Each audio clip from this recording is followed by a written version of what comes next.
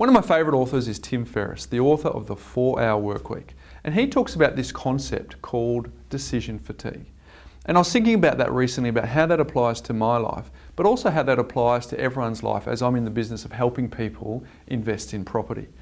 And the concept is really simple. He said that if you make too many decisions throughout the day, you're actually going to get decision fatigued. And if you're in the state of decision fatigue, you're going to make reckless and emotional decisions, or perhaps even worse still, you'll make no decisions at all. And I thought, how does that apply to me as a property investor? And if you think about all world-class performers, they have some form of routine or checklist that they go through to automate the things that they need to do every single day.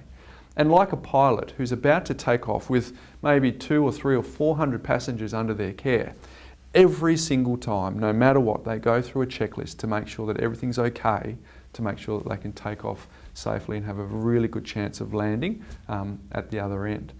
And I thought, well, property investors need to do the same thing as well, because it's not just a case of investing in a property and hoping for the best, because there's so much information out there. There's now blogs, there's articles, there's videos, and people can easily get overwhelmed by what they need to do. And if they are making decisions in decision fatigue, they too will make reckless and emotional decisions, or worse still, they might even procrastinate. So there is some things that you need to master when it's coming to investing in property. And there's 4 areas: asset selection, borrowing power, cash flow management, and defence. We talk about these things all the time. But that's a simple way of helping you not get caught up in decision fatigue by knowing the very things that you need to understand intimately to be a really good property investor. And then when you make the decision to actually invest in property, there's 5 steps that you need to go through.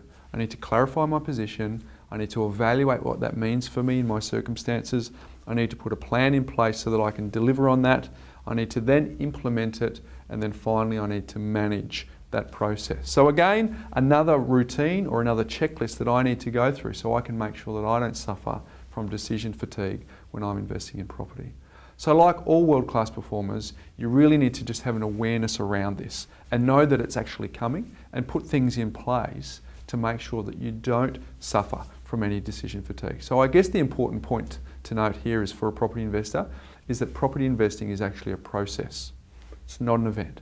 And if you think about these things in advance, chances are you won't make reckless decisions, or you won't, worse, procrastinate on your decision to actually invest in property in the first place.